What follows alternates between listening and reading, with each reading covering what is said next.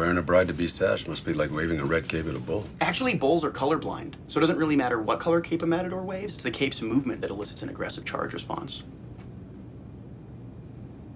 But Morgan's metaphor still applies here.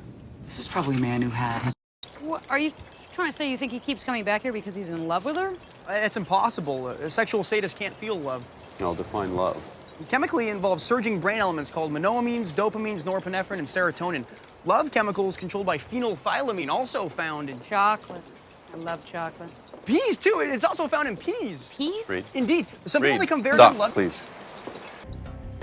The cool thing about Halloween is that it's a uniquely American holiday. I mean, despite its obvious origins in the Celtic festival of Samhain and the Christian All Saints' Day, it really is a melting pot of various immigrants' traditions and beliefs. It became a little more commercialized in the 1950s with Trick or Treat, and today it rivals only Christmas in terms of popularity. All I asked was what he was doing this weekend. You know, I'm toying with the notion of either going to the Edgar Allan Poe Shadow Puppet Theater or the reenactment of the 19th century Phantasmagoria.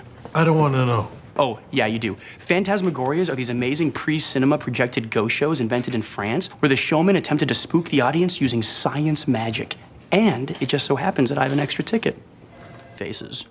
Because there's a symmetry to their beauty. The eyes, the ears, the ratio of the forehead to the chin. The more balanced they are, the more appealing they are to our eye. These women aren't celebrities, though. No, but there are similarities between them, and it wasn't until I scanned their pictures and got it to the guys at Quantico that I got a full breakdown. All right, strip away eye color, hair color, and skin tone, and what are we left with geometrically? He might not even be aware that he sees it in them. There have been studies that suggest that we pick our spouses subconsciously based on the facial symmetry that we recognize, which means he only has interest in the bodies as they relate back to him. Encryption's a... It was you who really never had a chance. These are the construction blueprints for the airplane. I compared it to the way the plane broke apart, and I think I may have found something interesting.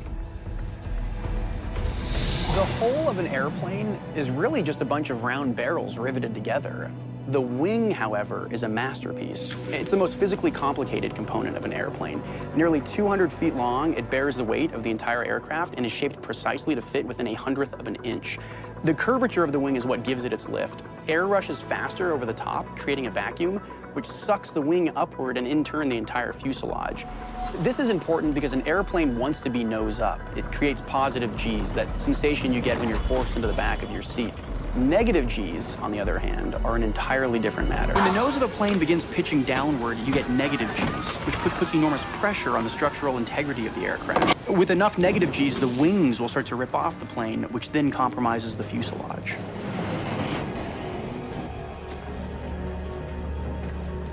The plane broke into major pieces along structural joints and attachment points. There's no evidence of gaping holes or pieces of the fuselage torn in areas without seams to suggest impact with an external object like a missile. So the fact is, the way the plane broke apart, I think the crash was caused by something internal. But what if we sent in Reed? I am banned from casinos in Las Vegas, Laughlin, and Pahrump because of my card counting ability. Look, I know I'm not a genius like the boy wonder here, but poker is not blackjack. It's about bluffing, reading human nature, head games. It's not math. It's not entirely accurate. There actually is a mathematical equation for knowing when to raise and when to fold. If P represents the size of the pot at the time of play, then P times N minus 1, with N representing the estimated number of players at the final round of betting. Okay, fine, I surrender. Just try not to lose all of my money.